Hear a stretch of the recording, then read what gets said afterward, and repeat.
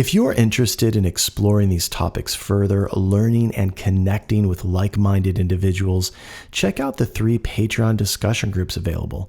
Just visit theinfinitesparkofbeing.com and click the participate button. I also offer a free meditation group online every Sunday evening at 8 p.m. Eastern. Just go to any of my social media profiles for the link found in my link tree. There's no pressure to be on camera or to actively participate in any of these groups. Just come and listen and enjoy. Join an online spiritual community of everyday people committed to understanding the human experience more deeply through spiritual practices that we can apply to our everyday lives. Join us.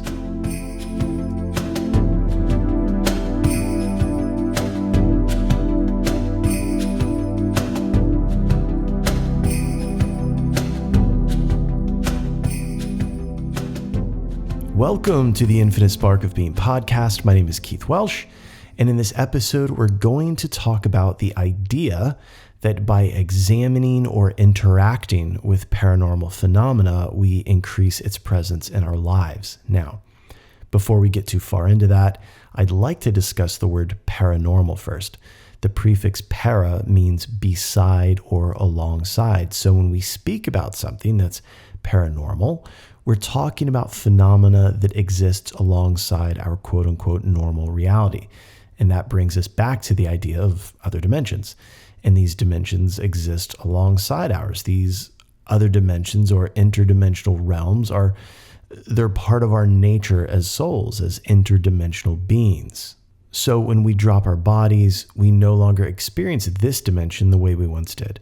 You see, when we take birth as human beings, we have to wear this type of suit or inhabit this vessel that allows us to interact with three-dimensional reality. We need these tools, and we do that largely through the human brain and the nervous system. You know, for ages, we've regarded the brain as a generator, when we actually need to begin seeing it as a processor, as a system of filters and gateways that essentially prevents us from experiencing any other dimension other than this one. Now, I know that can sound like a bummer, but the truth is that that's how it's supposed to be. You're here in this body. You earned this thing, and you're doing this right now. It's part of our spiritual development to experience this plane of consciousness. It's all very lawful here on earth. This body is part of that spiritual law. And all of that being said, it doesn't mean that we can't experience these other dimensions or receive messages, but it's just not where we're supposed to live all the time, meaning that we are going to have to contend with the difficulty of this human birth while we inhabit this form.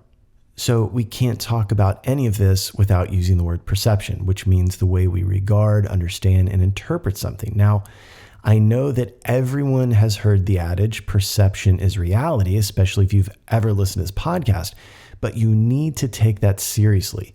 And the reason we need to look at the word perception before we continue is because how you perceive this phenomena, the phenomena, will have everything to do with which aspects you interact with, or rather, which aspects interact with you. Remember, everything in this multiverse consumes something. It feeds on something. It's all attracted to something. And once you are no longer inhabiting a biological form, that something is energy. I mean, you can see that in your human birth right now. Like attracts like. Maybe it's easier to see it in the lives of others. So, you can see them attracting the same types of people and situations over and over again. And their head is so far up their ass, they can't see. Hell, I've had my head so far up my own ass that I needed a glass stomach to see where I was going. And maybe that's the whole spiritual journey, right? Trying to get your own head out of your ass. It requires a philosophical shift, a shift in perspective. If you want to see something else, you're going to have to think something else, which brings us back to the phenomena. There are a lot of reasons why this presence gets stronger in our lives when we pay attention to it. It's kind of the same thing as when, let's say, you want to buy a certain type of car and suddenly it's as if everyone is driving that type of car. You see it more because you're paying attention to it. You're looking for it. And that's been used to dismiss things at times, right? Which never make sense to me. That just because I'm paying attention to something or looking for it, my experience with it is somehow less valid. In fact, I've had people say, oh, that's confirmation bias. Well, not when you're talking about the phenomena. Yes, if you're Googling stuff, doing research, or taking a poll, sure, you can have confirmation bias, but not with this. It's harder. I remember once seeing 3 large white lights in the sky. I was at a stoplight looking up because that's what I do. I look up when here comes these 3 lights. They were like 3 orbs. They weren't shining light down or anything like that. They were kind of glowing. I was freaking out at this light, looking around to see if anyone else was seeing this, and they weren't.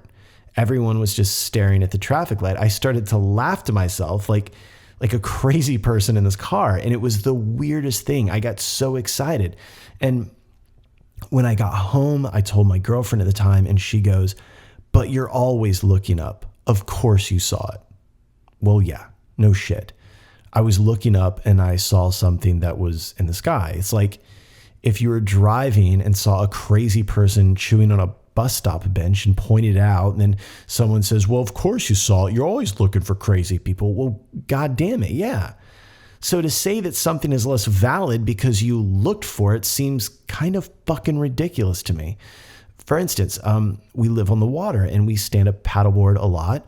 And while we're paddling, we're always looking for sea life. We're looking for sea turtles, manatees, sharks, and tarpon. And you know what? We see them. Why? Because we're looking for it. You know, if I'm doing 60 miles an hour on a wave runner, bouncing my brains loose in my head, then no, I don't see that stuff. So when someone tells me that, you know, they've never experienced anything paranormal, I always ask, were you looking? Do you spend hours watching the sky at night? Do you even take notice of the things around you? Or do you just move about your day worried about your next state-programmed task? So no, you don't see any of these things. Now back to perception. How do you regard the things around you? How do you understand the things around you? And how do you interpret the things around you? Do you regard, understand, and interpret the world the way the power structure told you to? Valuing what they told you to, the way they told you to value it? If so, how do you expect to perceive anything para to what you normally experience? Why would you experience the paranormal if you're not looking for it?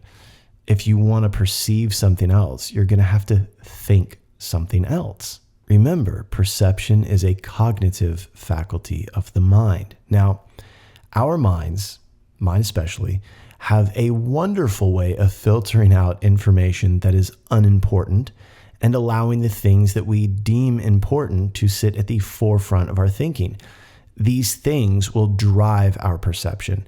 And that's another one of those for better or worse situations. You know, some folks find importance in negative thinking and they disguise it as just being logical, honest, and real, as they might say. So, you know, it's not always good. You know, remember, our subconscious mind is what manifests our reality. So based on the ideas that, you know, are repeated, the mind will find a way to make those things possible, meaning it will show you the path to makes that reality true for you, which is great. But it's this level of subjectivity that is very, very difficult for some people.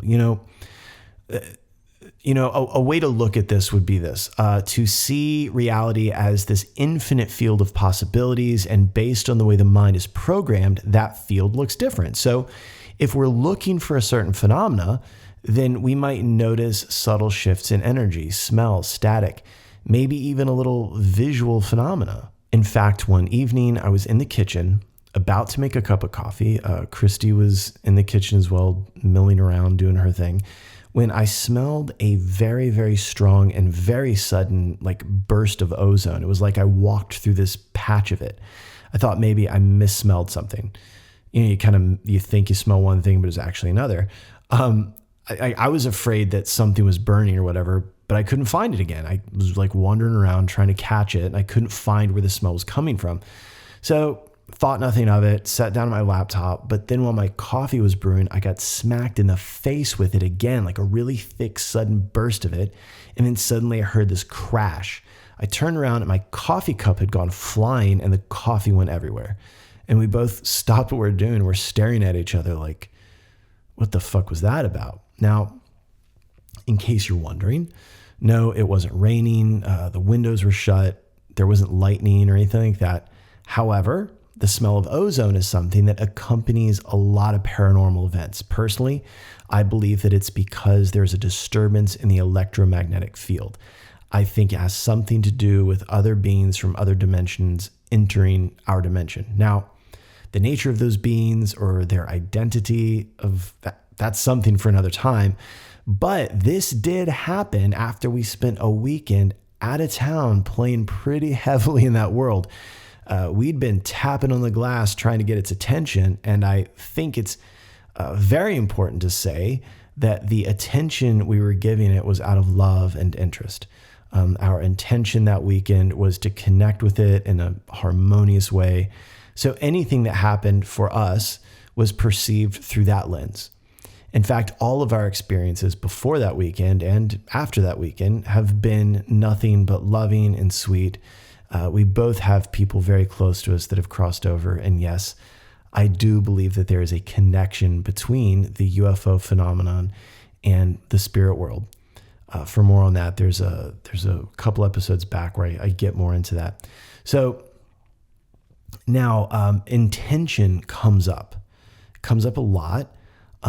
If I approach you with, my intention is bad, what do I get from you in return? What is that interaction? What is that transaction like? If I'm driving to work and I get on the interstate with a negative mindset and bad intentions, what's my experience? So reaching out to the phenomenon, like anything else, is an exchange of energy. In fact, that's all there is to exchange. It's a universal currency. They are no longer biological entities. What is needed by us is no longer needed by them. This is why spiritual practice is so important. You must have some way of cultivating positive energy if you're going to interact with these other dimensions. Remember, like attracts like. Birds of a feather, as above, so below, as below, so above, as within, so without. It's a mirror. Joseph Campbell said, your God is a reflection of your unconsciousness. All of the heavens and hells are within you. I love that quote. Now, one of the benefits of meditation is that creation of space that I've talked about so much, because one of the things we really have to be careful of is psychological priming, right? That means that if we're looking too hard, we begin to see everything as paranormal. We have to do our due diligence. This is one of those things where we have to be concerned with the truth, right? We can't be concerned with proving something. We have to be concerned with the truth. We can't get attached to it. We have to do our due diligence. We can't just accept things. It's funny, recently we've had a lot of anomalous activity around our house, in our house. One instance was a cell phone that was on my desk, which I used just as a camera. It just landed on the floor. It just hit the floor and it scared the hell out of Christy. I was on a run and she sent me this photo of this phone on the floor saying, this just fell off your desk. And I thought, well, that's weird. The desk is flat. Like, why would it just come off the desk? So when I got home, I was looking at the desk and thought, who knows? Maybe it just slid off. Now, truthfully, it couldn't have, right? It's just on a desk. It's just sitting there and it's the same place it had been for weeks. But just to be diplomatic, I thought to myself, it's probably nothing. Trust me, I don't immediately go into crazy town every time something happens. But then a few days go by, I'm laying in bed, I just woken up when, bam, I hear something heavy hit the floor. I go and I look and there's nothing there. It was loud. It was like a big, like something heavy laying on the ground. Now, you can dismiss this a number of ways, but the X factor in all paranormal events is the feeling. I can't explain it, but you just know. trauma responses, anxiety, ruminating thinking, grief and loss, stress, these are all reoccurring patterns in the mind. They're often the result of reacting the same way over and over again. Why do we do this?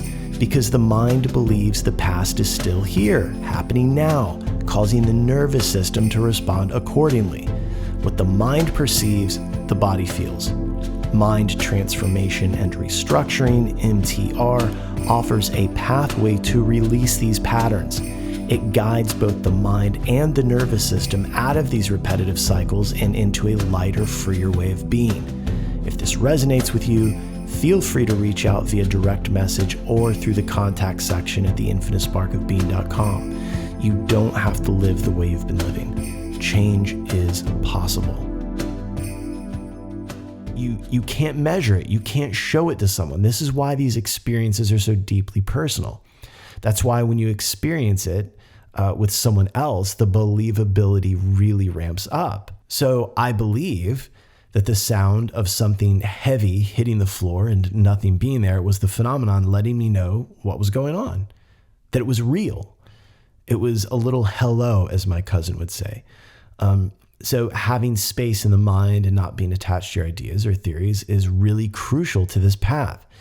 It's also another layer to your perception that I think is important. This is why these paranormal researchers who have seemingly no spiritual practice or spiritual component that they're deeply connected to are so dangerous when it comes to a sincere seeking of the truth. I think they believe that having nothing like that somehow adds credence to the things they're saying, as if it makes them seem somehow more scientific. And look, I realize that for many, their religious beliefs can color their experiences. But at the same time, being deeply familiar with ancient texts helps to put some frame of reference on this, right? Depending on the spiritual path, of course. I mean, some paths are looser than others. I think if the path feels that it needs to be right, then it's a problem, because then it's just trying to prove something, unlike other religious paths or spiritual paths that might be more open. I mean, if it's open, then it's very beneficial. It gives you some sort of frame of reference to start from. And if it teaches non-attachment, then you don't necessarily get attached to that frame of reference or that starting point. It's very beneficial. And on that topic, you can throw the entire cast of Ancient Aliens into that box of largely uninformed researchers in this category. I mean, I don't know. I don't know. I'm talking shit, but I'm guessing based off the claims about UFOs in the Bhagavad Gita specifically, that many of them don't spend much time doing their due diligence. Otherwise, they'd leave the Gita out of it and maybe discuss literally any other text that actually discusses it. This is a pet peeve of mine. Vimanas are definitely mentioned in other texts, but are also at times called chariots in other translations. And I think they translated it to chariots because they can't just say Vimana to like a normie without sending them down some wild rabbit hole. And, not to do that right now, but the Germans got the idea for the turbine from the Vedas. So I'm just going to leave that there, play with it anyway. So what the phenomena is complex. It's part psychological and part energetic, and truthfully, I don't know that there's a difference in those two, but I do know what I do know is this: it can interact with our dimension through the electromagnetic field. It can also interact with us through thought, through these telepathic means. This is another reason why a meditative practice is a component of a lot of traditions when it comes to the interactions with this phenomena, especially in any religious or occult tradition that permits this sort of thing. Remember, the mind is it's non-local. It's not attached to the body. Consciousness can live outside of our human form. This is why the mind being habitually negative or positive is such an important piece of our interaction with the phenomena. This is why I've always believed that Hinduism and Buddhism, but more so Hinduism, offers a kind of scaffolding for our experience with it. It offers some sort of explanation or starting point for us to, when it comes to our attempts to interact or understand the paranormal. For me, understanding energy through that lens it's been priceless. The Hindu understanding, especially Advaita Vedanta, talks about consciousness with a capital C as the ultimate reality, the supreme reality. This would be Brahman, and everything within the universe is an expression of Brahman, that one unified consciousness. So what's realized is that when we direct our attention to something, whether it's regular everyday waking reality or maybe something paranormal or supernatural, since it's all one thread, this type of attention makes it accessible to us. But as many of us know, attention, time, and dedication are absolutely required here. So something else that's worth mentioning is that as the concept of siddhis, or special sensitivities that are the result of a dedicated practice. Patanjali's Yoga Sutras talks about this phenomenon. Essentially, through spiritual practice and meditation, we begin to refine our nervous system and our mind to receive a sharper signal, a more high definition signal of what's happening around us or even in other dimensions. This awareness it's a natural extension of our energy. When we direct our awareness toward the unseen, we kind of turn on our siddhis. It's like Hanuman in the Ramayana when Jambavan, the Bear King, has to remind him of his yogic powers, his innate abilities. Even Prince Ram doesn't know that he's Vishnu. He learns that he's Vishnu, Narayan, after reading this letter that was given to him by one of Ravana's demons before their final battle. The Ramayana is filled with the idea of our forgetful nature. We forget our connection to these things. I'm not going to go into it here, but just read it. Read the Ramayana. So you could say that what's happening through the process of yoga is that we're coming back into union with our interdimensional nature. Within Hinduism and Buddhist philosophy, we understand that our minds, being non-local, can traverse dimensions and interact with entities on other planes. What's kind of funny is that anytime I've brought this sort of thing up to Buddhist teachers over the years, they dismiss it as illusion and tell us not to focus on it. But at the same time, we just offered what's called torma to all the spirits that surround us so they'll leave us alone during our ceremony. Torma is cake. So we basically just offered a cake to something that we're not supposed to acknowledge. So, no, but seriously, I get it. Someone could become obsessed with this sort of phenomenon, so obsessed that they begin to change the trajectory of their podcast to involve such a thing in every episode. So yeah, we don't want that. But dismissal aside, I do understand that there are levels to this stuff. In fact, Tibetan practices that involve yidams or deities are described as ways to kind of dip our toes into what's referred to as the yidam's mind stream. So you're kind of connecting to that deity in a different dimension, on a different level. That's actually the idea across all systems. By bringing our awareness and attention to something that is unseen, we draw it closer, creating an anomalous experience. Two more words to discuss here are esoteric and occult. Both of these words refer to hidden knowledge. Occult refers to mystical, supernatural, or unseen kind of stuff. Esoteric refers to hidden knowledge that requires a deeper understanding or some sort of initiation into the subject. So these words really play off of each other, as in esoteric occult knowledge, which would be the understanding of the unseen through deep study and practice. Esoteric occult knowledge. But I bring this up to point out that occult Western systems of magic and what have you have the same understanding as the Eastern systems. They understand that by focusing attention and bringing our awareness to something unseen, we draw it in. And that consciousness is an infinite, non-local phenomena that with practice, intention, and focus can peek into other dimensions or planes of consciousness and even bring about interactions with these entities in those other dimensions. It's the understanding that intention and awareness are very powerful. We can invoke and attract anomalous forces. And, the reason we might seek out a method of reconnecting to these phenomena is because they're beneficial. When we interact with them, it's an awakening. It turns on that thing in you that remembers. We have a very natural connection to these dimensions. We as souls are, again, interdimensional beings. It's what we are.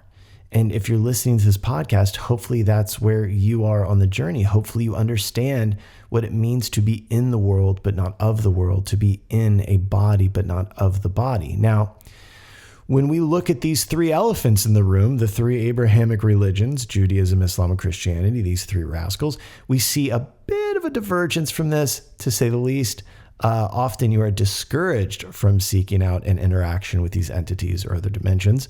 I know that in some Christian churches, the belief is that by sitting in meditation or engaging in hatha yoga, you are actually inviting demons into your body. You are inviting possession. This fear around these things outside of the church always makes me think of the government banning psychedelics in the 1960s, right? Young people were taking acid, taking mushrooms, and then beginning to question the government's role in Vietnam, right? Nobody ever started questioning the government after 8 or 9 beers. Well, this thing of like young people questioning the government is not going to work for a government that is built on the business of war. There are too many companies profiting from it. The last thing we need is something that turns people on to the unity of all things, for Christ's sakes, right? They need fear and compliance, not free thinking. You see, so that's that's my input, my little digression. You see, the phenomena we're talking about here is a mirror, right? As within, so without. Like attracts like. You will attract beings and energies, if you will, that are drawn to what you bring to the table. So be very careful how you approach this thing. This is where I think the problems have already started when it comes to the government's very soft and slow disclosure of this. Some feel it's demonic. Some folks in the government feel it's demonic. Some feel it's both demonic and angelic. By the way, I think it's both. This is, where you have to be aware of the presentation of this phenomena by these government entities to the people. What I was going to say is, if you're ever doubting that maybe there might be some occult, spiritual, woo-woo stuff happening in the government, I'll give you a little treat. Google Michael Aquino. Thank me later. The Gnostic Christians believed that the Old Testament was backwards. An example would be that the snake was actually God trying to offer the truth to Eve, or some benevolent entity trying to offer the truth to Eve. But then Satan put a stop to that by introducing the concept of shame in the minds of humans. Remember, in a lot of cultures, most cultures, snakes are protector deities or entities. In this allegory of the snake and the tree, it's very deep. It's got a lot of layers. And by the way, I'll just say this. If you're an evangelical Christian who has very accidentally found themselves listening to this, allegory is how you should be reading the Bible rather than as some sort of fucking ancient Encyclopedia Britannica. We learn more when we stop trying to prove the historical legitimacy of a text and actually begin to understand the text. So stop looking for the ark. It doesn't matter. You're missing the point. The Gnostics believed that in order to free yourself from this realm, you would need to go inward. And that the idea of looking outside of yourself for that connection to God, for example, to the church leadership, was actually sabotaging your spiritual development. This takes us back to the Gita when Krishna says, the wisest of sages know me to be their own divine self. And in the Ramayana, when Hanuman tells Ram, an avatar of God, when I forget who I am your servant. When I remember who I am you. When it comes to looking at the phenomena, know that it is you. You share a consciousness with everything in this multiverse, and that goes for everyone who has ever crossed over, everyone that you have ever loved, and everyone that you have ever despised. You have been doing this dance for a very long time. You're an interdimensional being having a wild human experience. Don't forget that. Look at the phenomena, call on it, but approach it with the energy you want from it. Have your experience, not theirs. I love you, I love you, I love you. Thank you, thank you, thank you. If you enjoyed this content and would like to support its creation, visit theinfinitesparkofbeing.com. There you can explore the various ways to get involved and support this work. Click the About button, read a little bit about me, and see what I have to offer you through the one-on-one sessions. Don't forget to check out the Patreon tiers, where we're building a community of everyday people with not so everyday interests.